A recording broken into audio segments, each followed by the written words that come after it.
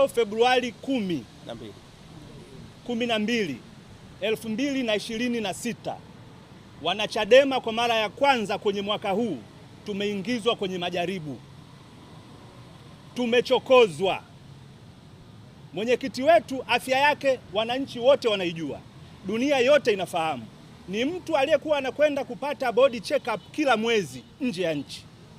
Leo ni miezi 10 mwenyekiti wetu hajaenda kufanyiwa body check up.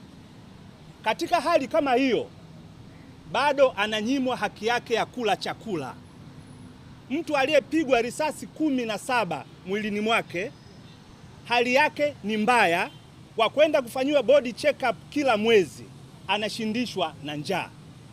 Sasa huu ni mwendelezo wa yale malalamiko aliyokuwa anasema mwenyekiti kila siku, kwamba kuna haki zake za msingi kabisa yeye kama mfungwa ananyimwa.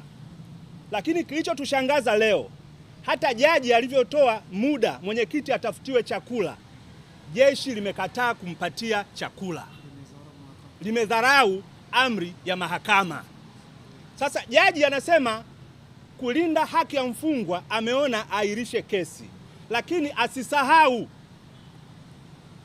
kuchelewesha kesi kwa mfungwa pia ni kumnyima haki yake.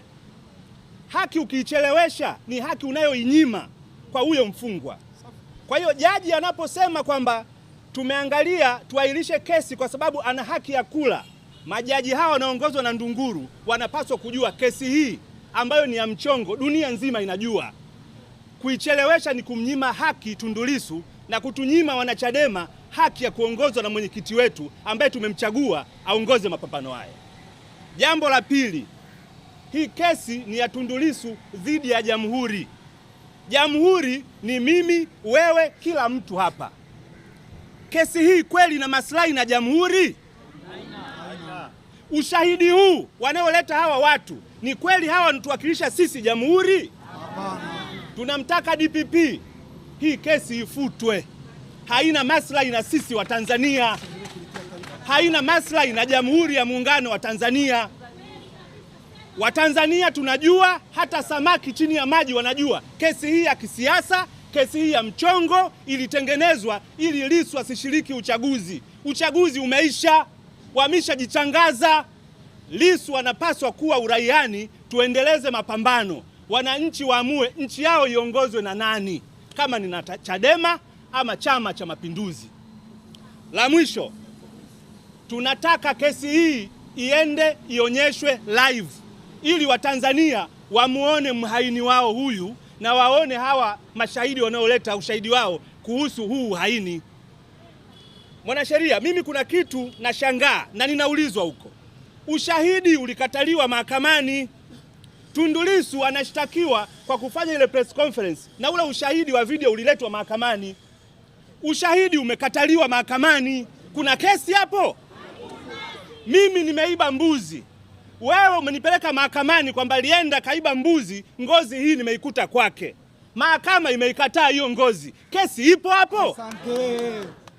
Kwa nini tunaendelea na hii kesi? DPP, kwa nini? Nchi inauza dhahabu za BOT sasa hivi kwa sababu haina fedha.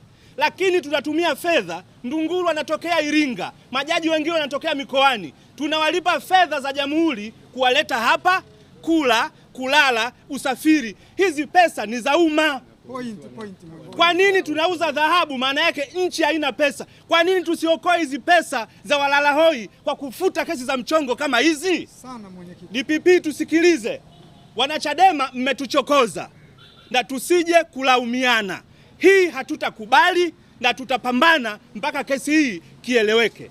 Nawashukuru sana.